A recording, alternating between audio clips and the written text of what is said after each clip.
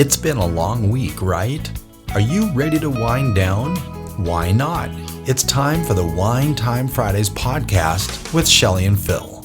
Neither are sommeliers, but both have a deep passion for life, each other, and of course, delicious wine. And now, here to talk about this week over a glass of wine is Shelley and Phil.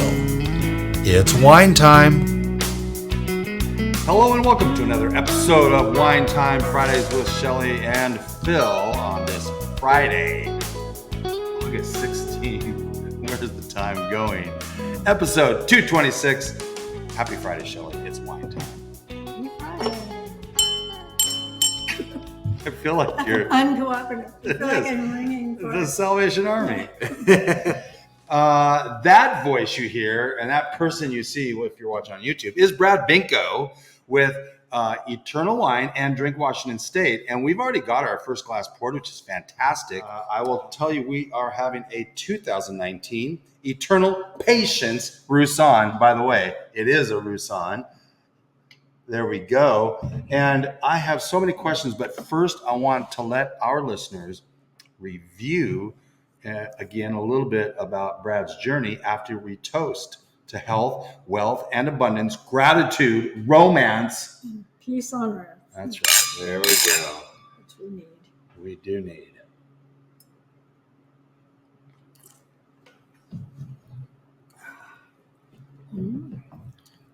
Yay. Brad, give us remind us about your backstory and how this came to be. So I started Eternal Wines and Drink Washington State back in 2014. We had our first release in 2016. And we've been in this current building that we're sitting in right now since 2017. We do all our production and bottling here in-house. We do about 2,200 cases a year between both labels.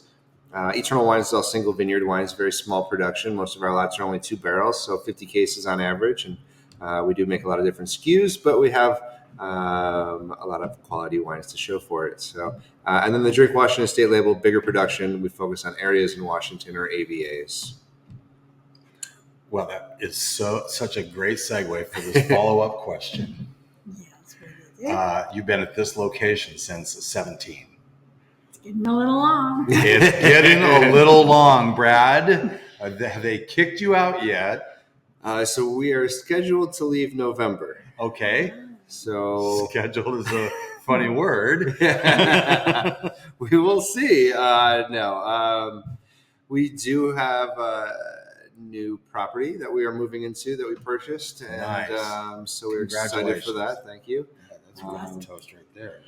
But yeah, it's we're going through all the permitting, processing, and renovations and remodeling currently. So it's no headaches for me at all.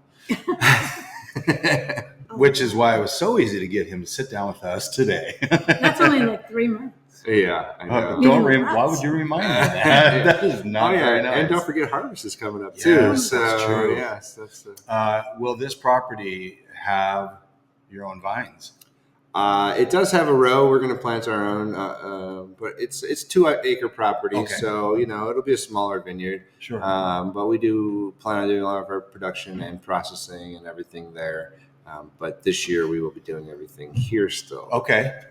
So yes, you've been a good tenant, I'm guessing. Do they have someone hammering to get in? Apparently, there's 10 different wineries. Really? Yeah. Well, that means They're it's a good choosing program. one, or they're putting all 10. No, I guess first come first. For the first person, so they have the right to say yay or nay, and then they go to the next person. But there is a list, and they're apparently ready, anxious to get in. What we're talking about is the Walla Walla Incubator Program. Did I say that right? Yes. That, okay. Yes. 5 different houses, or was it 6? Mm-hmm. 5 different. You have a limit of 6 years, I believe, but Brad got an extra year on account of there's this thing we don't talk about called COVID. That's all I'm saying.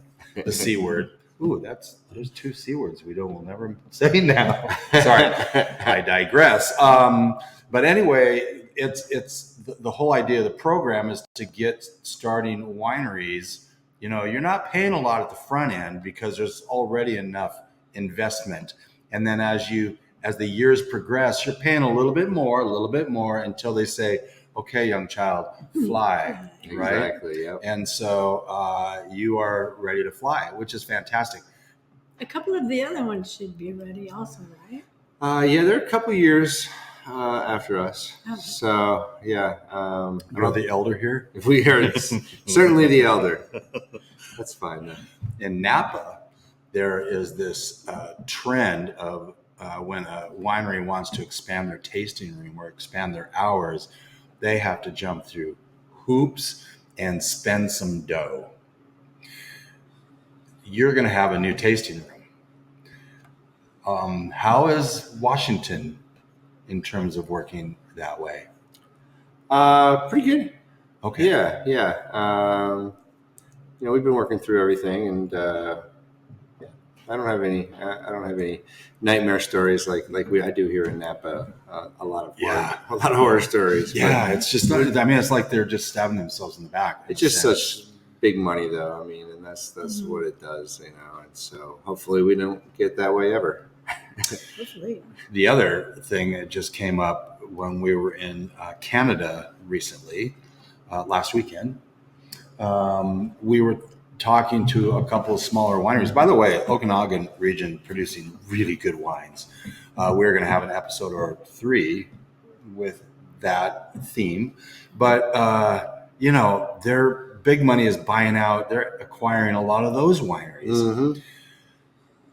How strong are you to say thanks, but no thanks if they come knocking at your door? Because the money is hard to say no to. Right. Well, I mean, look at a lot of people who've done that, and what have they done? They've just started another wine brand, or a different label somewhere else. So, I mean, if it's your passion, you're still going to do it, but getting a nice payday, well, I mean, that could help your passion expand into different areas. And, everything has a price, I guess. To make a small fortune out of a large fortune. Exactly, right? Let's start back at the beginning. But you have a learning curve now. Yes. No fooling. That's awesome. I would like to talk a little bit about this patience. A few weeks ago, almost a month ago, we kicked off Albarino Day and then Albarino Week. And we also kicked off the idea that everyone should be drinking Albarino more, with the lust. Mm-hmm. I would love to know, A, how you come up with the names, and B, what distinguishes between the two. Yeah. Besides the grape. Oh, I'm sorry. Albarino was the lust. This is the Roussanne. Correct. My bad. Yes. I corrected myself. How many Roussannes do you make? Just one. Okay. Yeah. But you have multiple Albarinos. Nope, just one. Okay. But we had two different names. vintages. We have 2 different vintages Okay. of Albarino that were available, so maybe that was. That could be, because I did take the older vintage. We have 2 downstairs. So how do you come up with the names? Well, every name has something to do with either the wine, the vineyard. It has something to do with, obviously making that wine. And so the Eternal Patience is named because it's a white wine that spends a minimum 2 years in oak. And for white wines, that's a pretty long time. Yeah. And so this is 100% Roussanne. It's from Otis Vineyard, so same vineyard that the Albarino is from. So older vineyard, planted originally back in the 50s in Grandview. And this one goes through full malolactic fermentation, so you get some of that nice buttery notes to it. But it has really nice acidity, so it doesn't come off as a super oaky heavy wine. It's like it's a fuller wine and a complex wine, but not a clunky wine.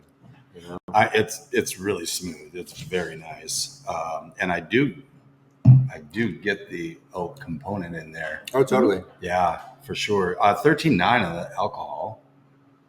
Just about to kiss 14, but not quite there. Yeah, tax breaks right there. So it does, and you get a leeway though. It doesn't have to be exactly. Up in Canada, the alcohol would be 12.62 or something like that. They were very, very specific.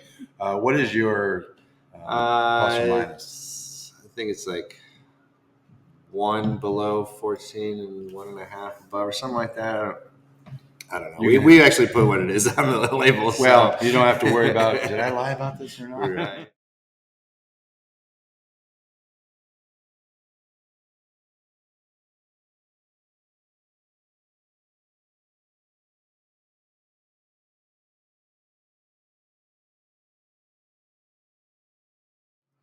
Welcome back to Wine Time Fridays, episode 226 with Brad Binko at Eternal Wine and Drink Washington State.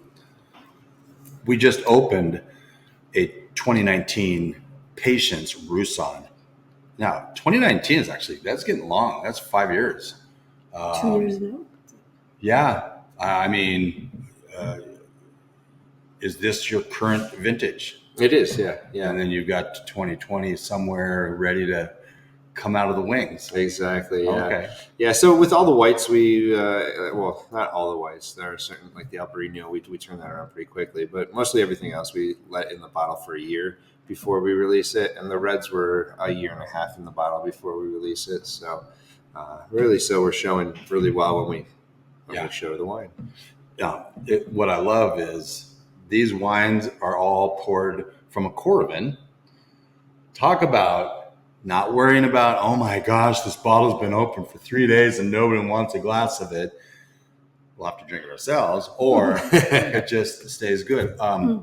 Have you found that to be the case? The Corvin's really good at maintaining the integrity of the wine. Yeah, and I mean, we have 3 different tastings that we offer, 5 different wines each. So it's 15 different wines that, if you were opening those up every 2 or 3 days, I mean, that was just a lot of wine we were wasting. So we switched over to the Corvin, I don't know, 3 or 4 years ago or something. And it's just been great. Yeah, I mean, we go through a lot of argon, but I'd rather go through argon than my wine. So $250. But you could get more.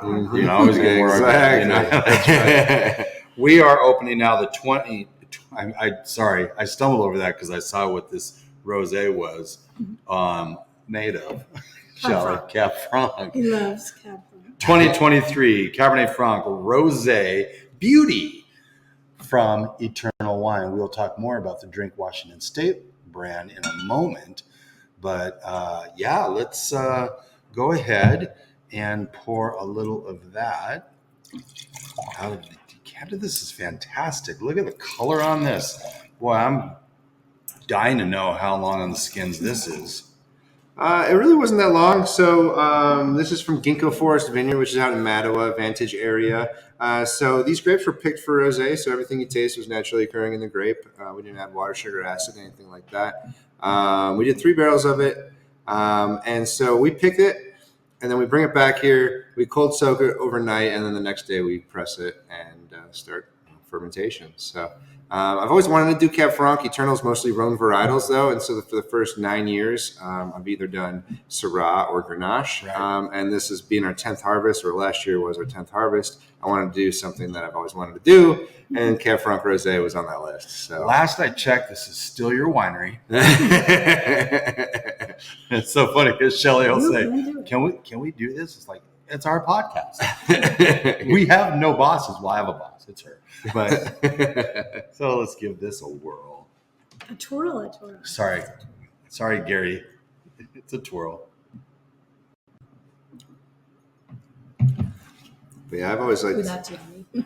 the complexity of Cab Franc and how, it's not just, acid, there is some body there too for the rosé. So the finish on this is still finishing in a very warm, watch this, a warm embrace on the back of my tongue. Good job. For those just listening, Shelly again just rolled her eyes at me. Strongest neck in North Idaho. This is absolutely delicious.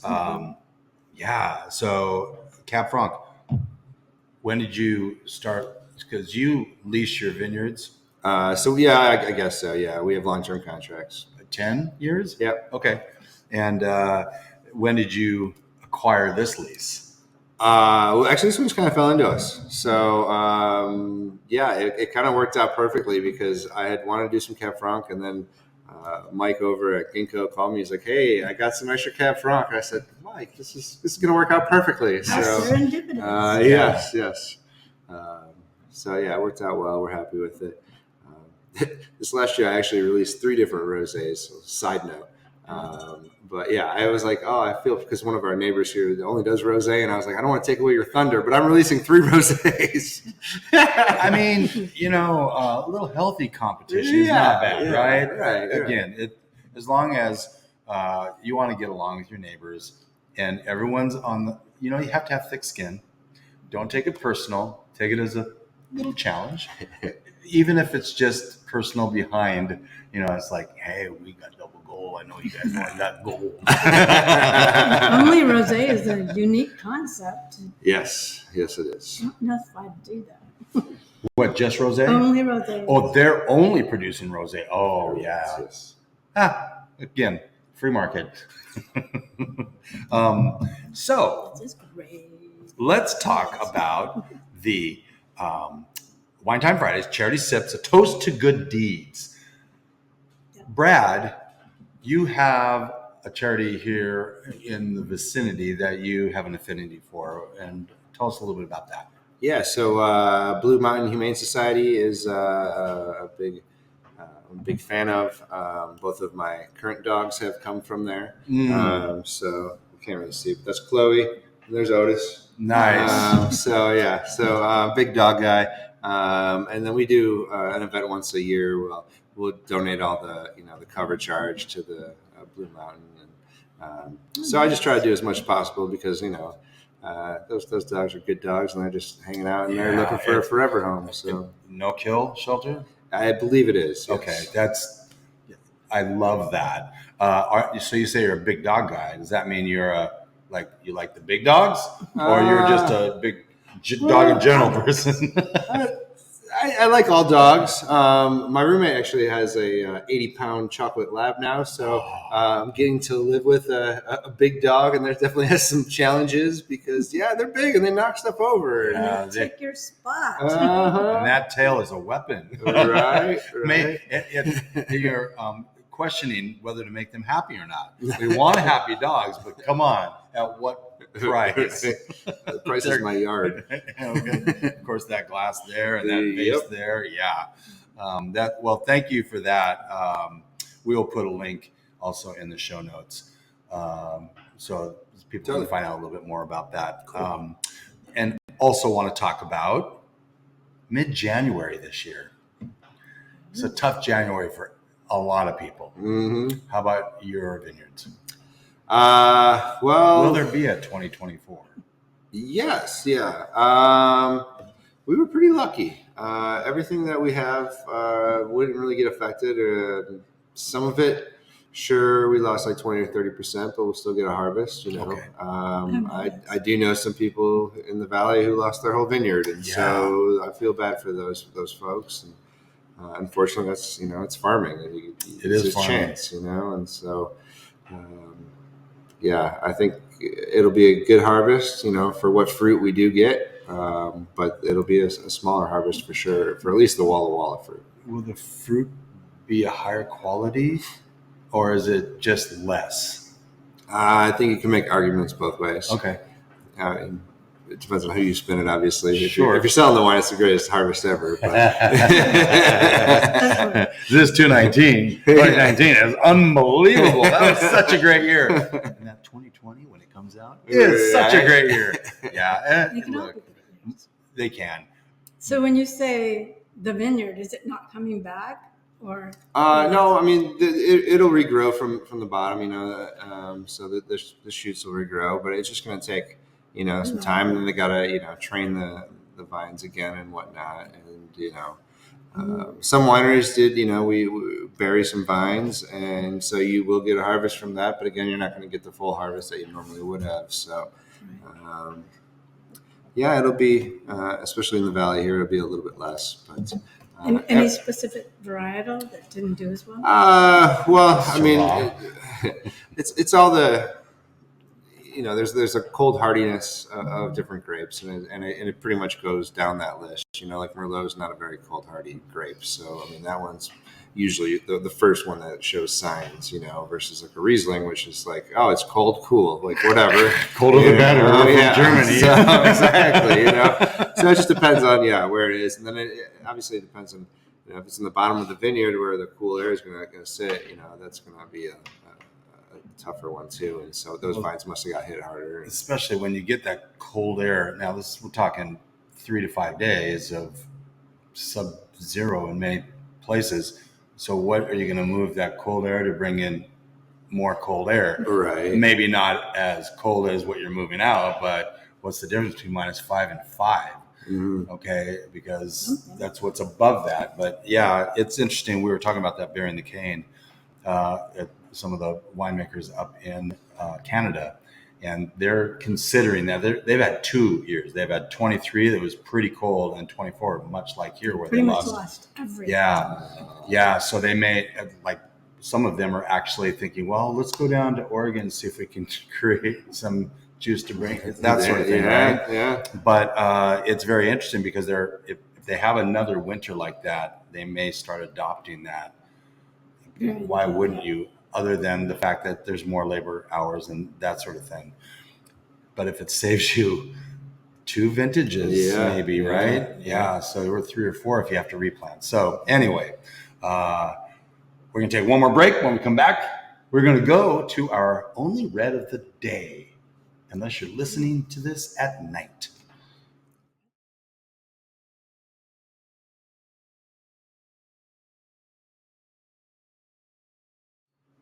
Welcome back to Wine Time Fridays with Shelly, with Phil, with Brad Binko of Eternal Wine and Drink Washington State. Speaking of Drink Washington State, time out. I'm finishing the Rosé. Don't go. Yeah. We are opening, Shelly, if you wouldn't mind, a 2020 Drink Washington State Carménère. And while Brad's finishing pouring that, I am going to do a close-up for you watching on YouTube. Look at the back of that label. We're going to have Brad talk about that a little bit. It's very, very cool, this whole idea of the postcard on the back. This looks delicious.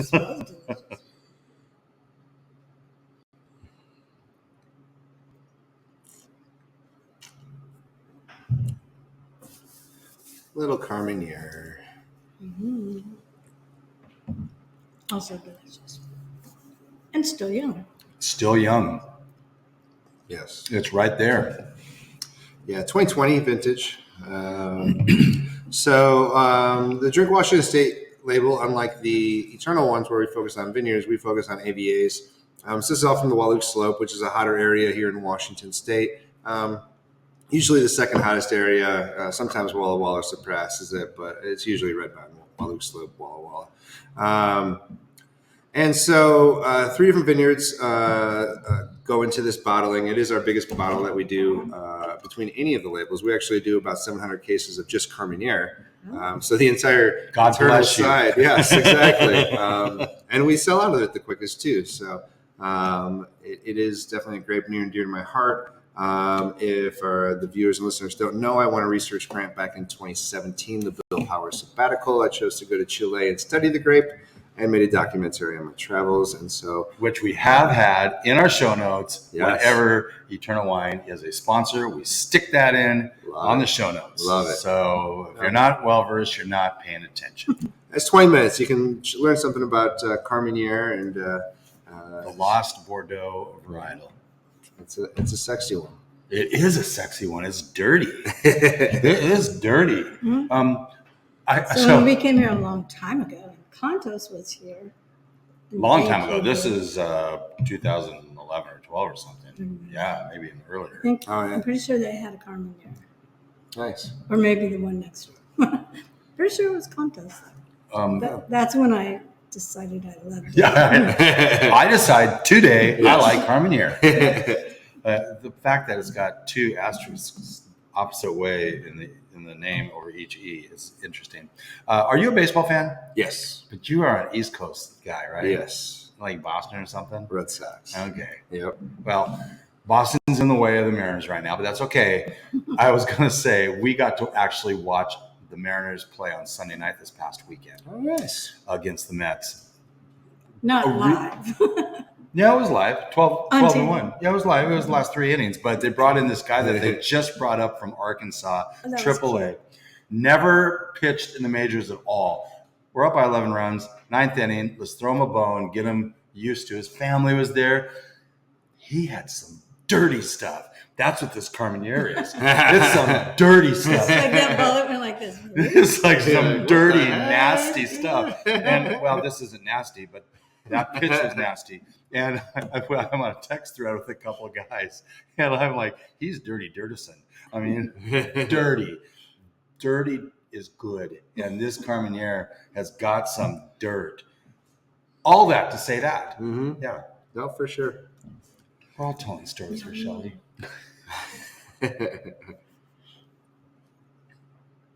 So what is the story behind this one? This is the one you went to study, but how do you choose, like you said, you had several different vineyards in here. How do you choose which to put in? I try to rotate through as much as possible, but if I do find one that I like, I'll stick with it for a little while. I think that's kind of the fun thing with the Drink Washington is because I kind of try to find new ones and it's okay. I don't want to be doing the same, Pinot Noir from Lake Chelan every year. I want to, try it from a different area, and so that, and then if you collect a vertical of it, you can taste through different areas of Washington State too. So, it's kind of the point of the label, I guess. So do you mix the 3 different areas? You choose different vineyards in the same area? In the same area, yep. Okay. Yep. So 100% Carmenère, but Correct. from 2 to 3 different vineyards, which is the beauty that you have. You're basically playing both games. Right. Yeah. You go a little tighter on the vineyard and that stuff with the Eternal brand and label, and you have some fun playing with the Drink Washington State. Before we hit record, I was telling Brad how they're all great values, but this Drink Washington State, it seems like, oh, it's just your secondary label. No, it is freaking good juice. It is really good. We open this Carmenère on special occasions. Nice. Yeah. Because we love Carmenère, and it has to be, we say make it about the wine, not the date, but sometimes, when we're having that really fun couple over or something like that, we expose them to this. Nice. Which is very generous of us because I think we'd like to keep it to ourselves. It's very generous. You are good people. I'd like to think so. I'd like to think so. We're going to get on to our CDA Gourmet Wine Words of the Week, which is native Fermentation. No, native fermentation. What did you say? Native. Native. Well, I'm an idiot sometimes. Native fermentation. And I'm not even going to read what I have. I'm going to have Brad explain native fermentation because I think this is fantastic. Yeah, so native fermentation, it's what we do with all of our Syrahs. So it's basically a spontaneous fermentation because there is yeast naturally occurring in all different vineyards, and each vineyard has different strains of yeast. And so when you're making so many different Syrahs as we do, it's really fun to keep each vineyard yeast separately so that it really helps differentiate the flavors and the tasting notes of the final product. Even if you harvest from vineyards that are literally touching each other, right? They're going to be completely different microclimates, and so micro. Yeah, That's amazing. Yeah, it really is. And so, so we'll go out there. We'll pick some grapes. We'll throw a little diammonium phosphate on there to help initiate that fermentation to start. And then when we go up and pick up the grapes, we'll pick that up. As long as it's smelling and tasting good, we'll use that to pitch that into actually let the whole lot ferment. And so it is, it's natural. And it's a lot of fun. And it is definitely more, you have to be more on top of it, because it could go sideways. There's obviously a lot of different other things that are trying to do some stuff in there as well, but luckily, the Cerevisia is usually one of the stronger yeasts. And so that kind of takes over. But every once in a while you'll have to, you won't use that native yeast because it just kind of went sideways on you. It didn't work out. You try to as much as possible. Yeah, just like bread or when you're making beer, right? Mm-hmm. You have the local. You have to capture it first of all, right? But that is another level of the terroir for that wine that people would never consider that. You know, first, terroir is everything: the wind, the sun, the angle, the dirt. That's everything, you know, and the yeast. Totally. So I love that native fermentation aspect. Oh yeah, I think a lot of people don't realize. Each winery has its own native yeast that's going to be in the winery too, and it could be a yeast that you bought, but it's still in there. You know, it's the most structured yeast or whatever. It's the strongest yeast that's going to be present. So there is the science of making wine. It's a total science experiment. Oh, yeah, totally. Yeah. I mean, you know, you've got the farming aspect, and then you've got the post-harvest, which is more important. Yes, exactly. Yeah. Both. Yes. Shelley, do you want to say some wines that we enjoyed this week? Louis Martini, Cabernet Sauvignon. Brown Bittner Estate Sauvignon Blanc. Molina della Suga Brunello di Montalcino. That sounded good. Airfield Estate Syrah, and F.J. Serra Chardonnay, which is Father Junipero Serra. And you knew that from way back in the day. Well, because he is a priest who went up from Mexico all the way up the coast of California. Oh, there you go. Establishing missions. We also had the Eternal Discovery, and I couldn't find it on my Vivino. I know it's there, but we had that as well. We try to have a little eternal love at least every other week in our house because it's just really, really good wine. If you don't have a chance, visit, the new place. When will your tasting room be open? Good question. Thanksgiving. Definitely. Hopefully by then. Okay. I'm hoping this to be open by October 1st. Oh, That's fantastic. We're pretty so excited Yes. for you. I was saying September 1st for a couple weeks, but now I'm pushing it back. I'm giving myself more time, you know. There's this thing called a soft opening. So Yeah, if you exactly, say, yes. we will be open November 1, and if it's a little early, then you can you do very well on your socials.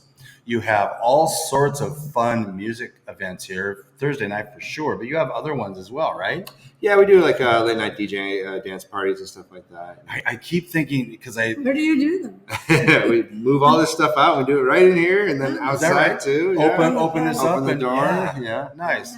How many people do you get on those? It sounds like a party. For the dance ones, we get like 100 people or so. Nice. Yeah. And you're selling wine then? Yeah. And our concerts, we have a stage built outside, and so we'll have 50, 60 people a night. Bigger concerts, we'll have 150 people. We do the Pride Party every year. This last year, we had 700 people for that. Wow. So that was a huge party. It was a festival. It was an all-day thing. We expanded the back patio back out like almost a mile, it seemed. It was insane. So you, again, off camera, before recording, you ask, are we still having fun with this podcast?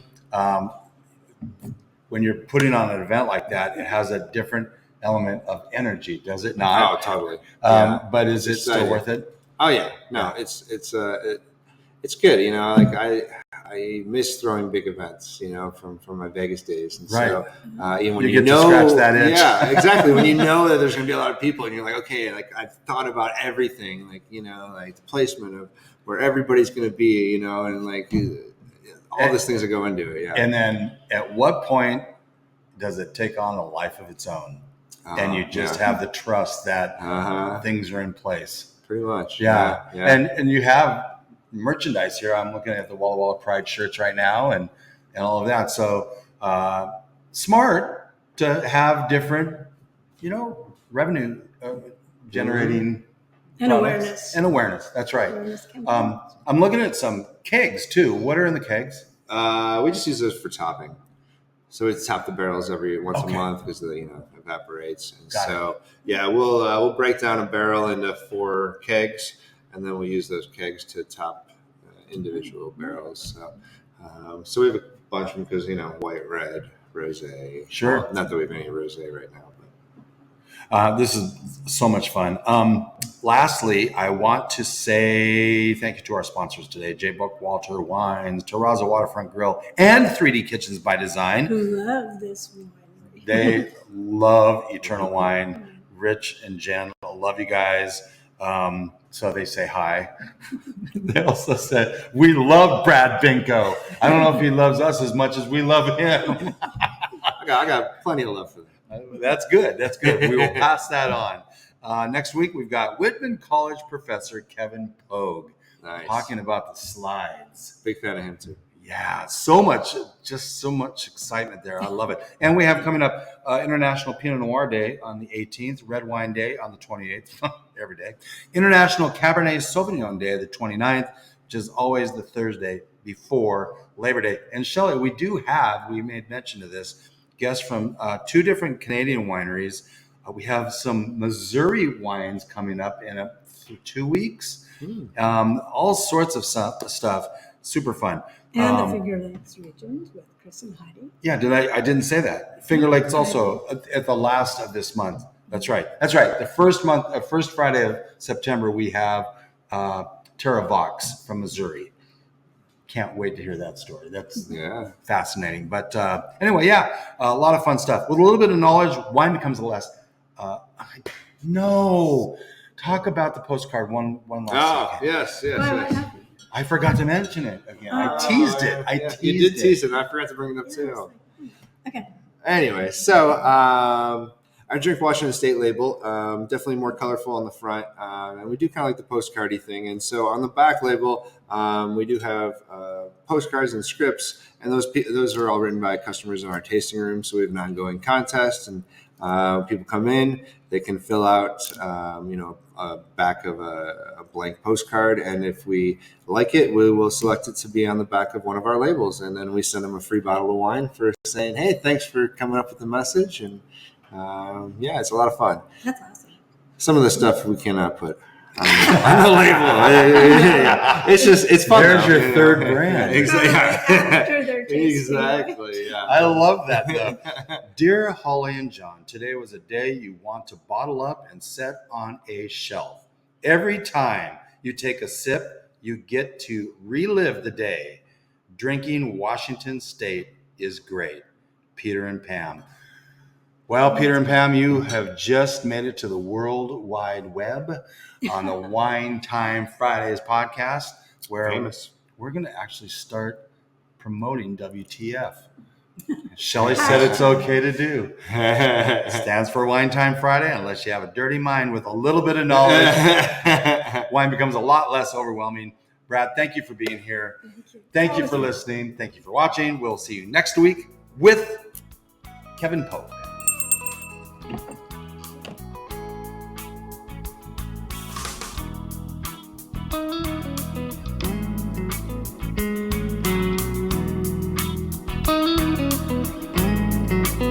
Thank you for spending part of your day to wind down with Shelley and Phil.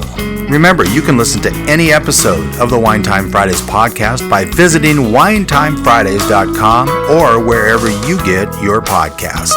And join us on our Wine Time Fridays Facebook page, Instagram, or on Twitter, which is @VintageTweets, for daily conversation.